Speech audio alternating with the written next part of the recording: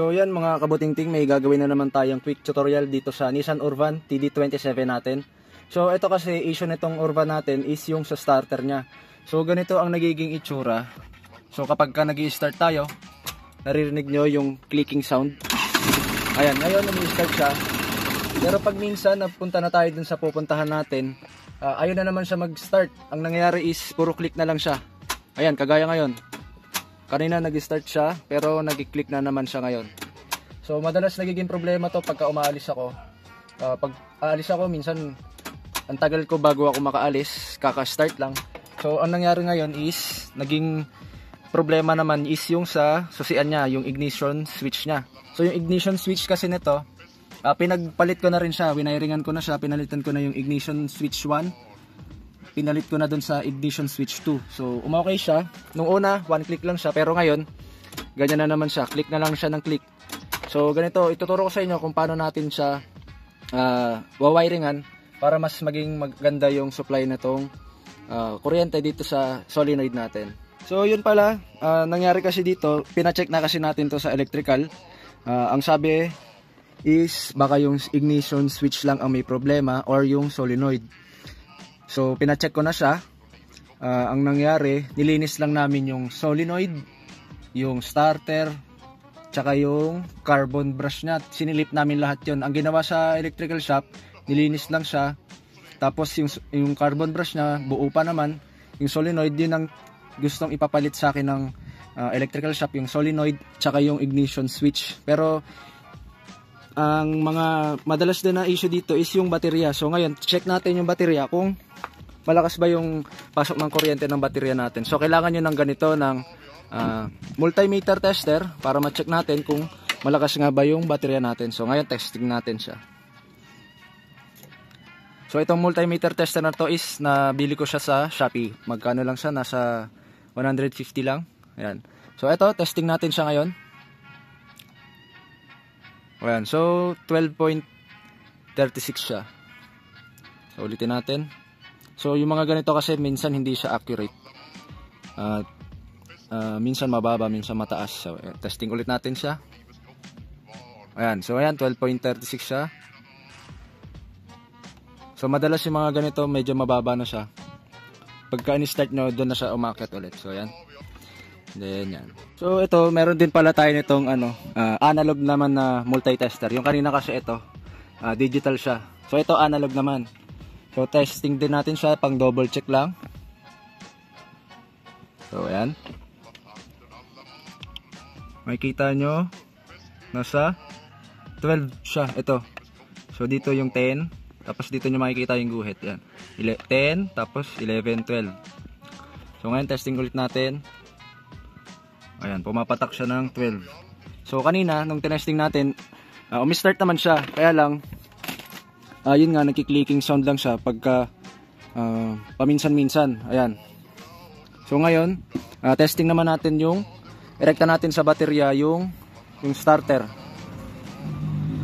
So pag-check naman ng starter ng rekta sa baterya, ganito gawin nyo.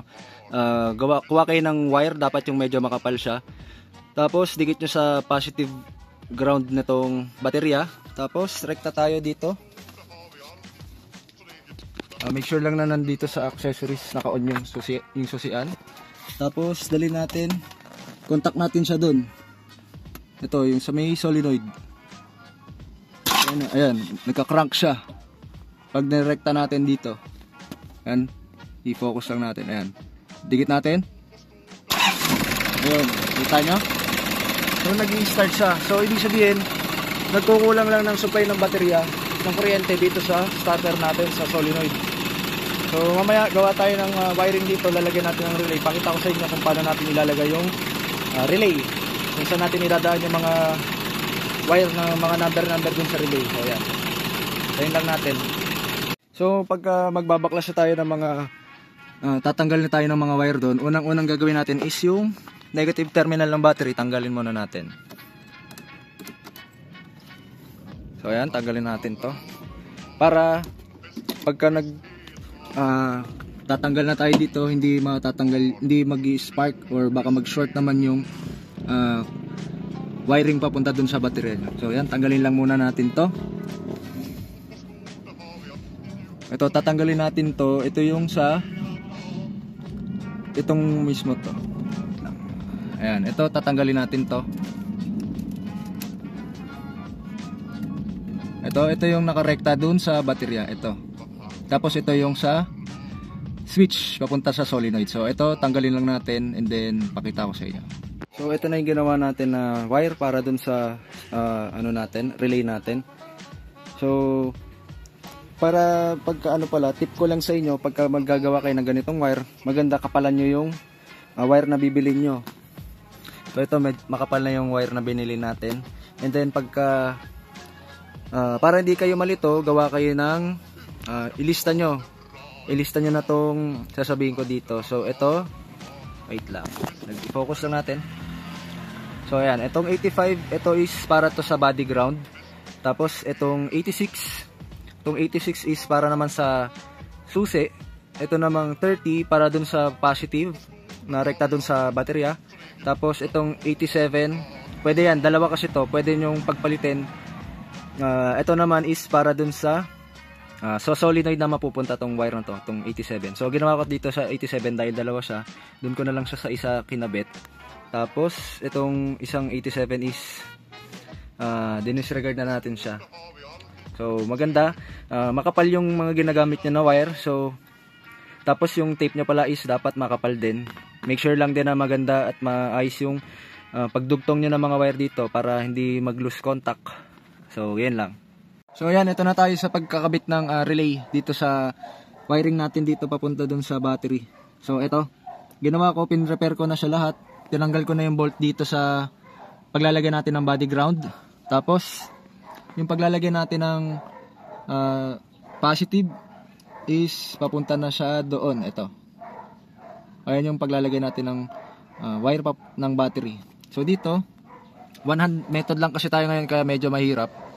Ayan, subukan lang natin. Ito, number 30. Yun yung wire na pagkakabitan natin dun sa battery. Ito. Tapos yung body ground, number 85, dito natin lalagay. Body ground. So ayan, subukan natin ikabit ng isang kamay.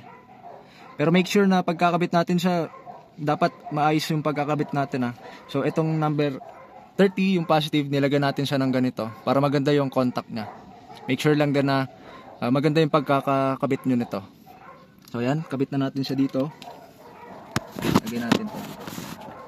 Ayan, kita naman. Ayan.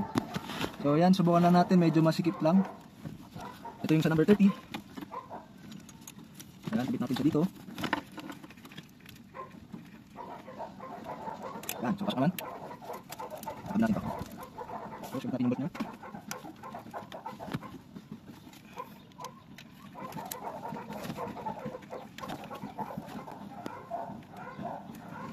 Kailangan mahigpit na mahigpit yung pagkakabit nyo nitong bolt. Mamaya kita natin siya. So yan, ito yung sa 30 na. Yan. 30. Tapos, body ground 85. So ito yung body ground natin, yung 85. So yung 85, yan. Ito yung 85, ito yung yan, kabit natin to dito.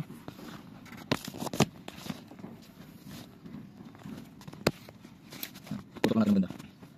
Kita ba? Yan. Sorry, nakakilo. Wait lang. Ito.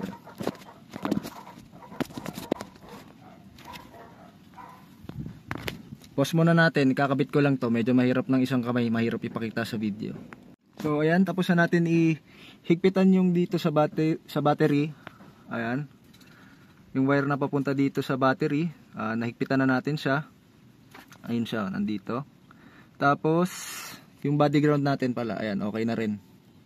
Dito natin siya nilagay. Tapos ngayon, next step natin is yung sa solenoid na at saka sa susi. Yung sa solenoid and sa susi, ito siya. So ito, putulin natin to. Putulin natin to.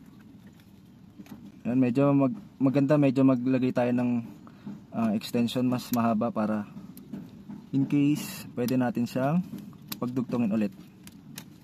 Ayan. So tanggalin lang natin to.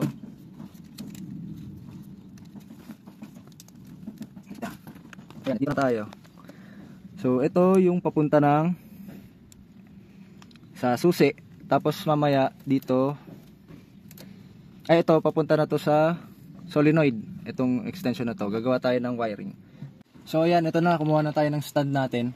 Para sa cellphone, may hawakan na tayo kasi medyo mahirap lang kanina. So ayan, ito ngayon. Yung pinutol natin kanina dun sa ilalim, yung ito, yung pinanggagalingan ng switch papunta dun sa susi. Ngayon itong yung switch na to nanggaling sa susi papunta dun sa solenoid. Dito na natin siya ikakabit dito sa 87. Ito na sa 87. Ayan, pagdudugtugin lang natin siya. Make sure lang din na mahigpit yung pagkaka wiring nyo dito para wala tong loose contact. Tapos tingnan natin. Makal. Ayan.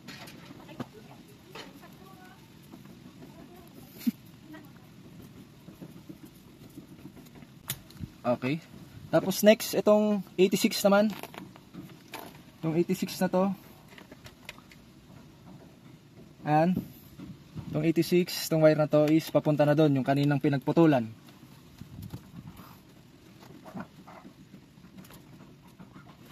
Ayan, natin, no? Ayan. Itong wire na to papunta sa 86, papunta dito. Pinutulan kanina. Masa siya. So, ito na siya. Ito, itong wire na to. Itong wire na to papunta dito. Ayan. So, ayan. Nabalik tayo. Gapang lang natin yung wire sa ilalim para maganda. Ayan. And then dito natin siya ikakabit yung ano 86 yung manggagaling sa susi. Ayan, maganda kita natin yung pagtali natin yung wire. Para walang loose contact. Bigyan natin maayos. Ayan, okay. Tapos ipan natin siya. Pero yung mga ganitong pag-electrical mas maganda kung nilalagyan natin siya ng hinang para mas maganda yung contact ng kuryente. Ayan, maganda rin yung tape natin, isa-pala natin. Ayan. So sa mga ganitong pag-wiring natin, hindi tayo nagtitipid sa mga materials natin, yung mga tools. Ayan. Okay? So ayan na siya. Tapos ibalik na natin yung number 87, yung papuntang solenoid na wire, yung pinutol natin kanina. So ito siya, babalik na natin siya dito. Ito dito yung wire na papunta dito itong sa solenoid. Ayan. Ayan, okay. Tapos ayan, moment of truth, try natin siya. Balik natin muna tong battery. Saksak din pala natin muna tong solenoid, relay. Ayan, ito siya. Mamaya ayusin pa natin to. Testing lang muna natin kung okay yung pinambubuting-buting natin dito. Ayan. So ayan, dito muna siya. Ayan.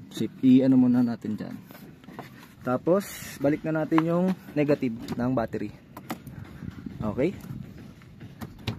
Ayan. Itan lang muna natin onte. Yan, moment of truth. Try natin ngayon. Testing na natin siya kung gumagana na yung wiring natin. Yan. So yan. On natin yung switch. Try natin susian. Yan. One click. Try natin ulit. Patayin muna natin. Try natin ulit. Okay. Oh, malalaglag. Isa pa, try natin ulit. Take 3. Okay. Ayan, try natin ulit siya sa susian. Alright. So yan.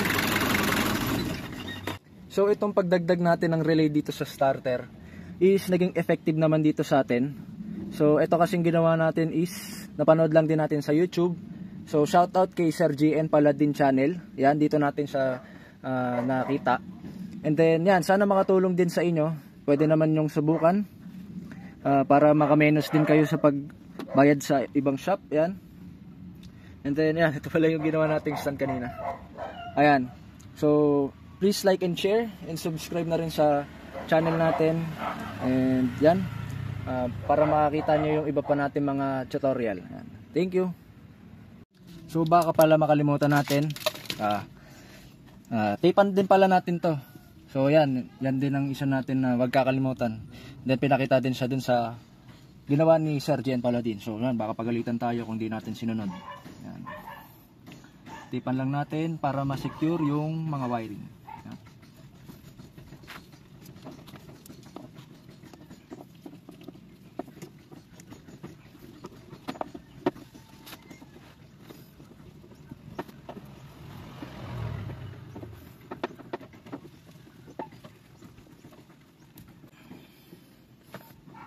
Tapos lagyan din natin siya ng insulator.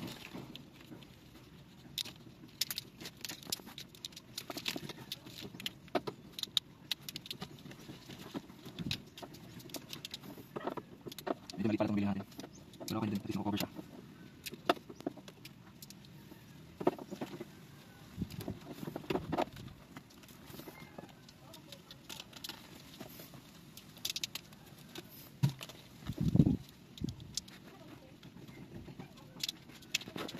Okay na, nasecure na natin yung relay dito. Dito na natin siya tinago.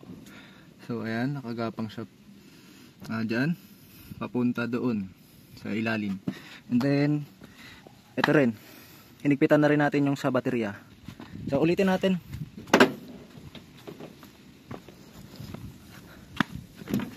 Yan, try ulit natin siya para lang mapakita sa inyo na gumagana yung ginawa natin. Yan. Try natin, start. Alright, one click. Isa pa. Start. Okay. Last one. Start tayo. Okay. So yan, sana makatulong sa inyo. Thank you. Dumi ng kamay natin.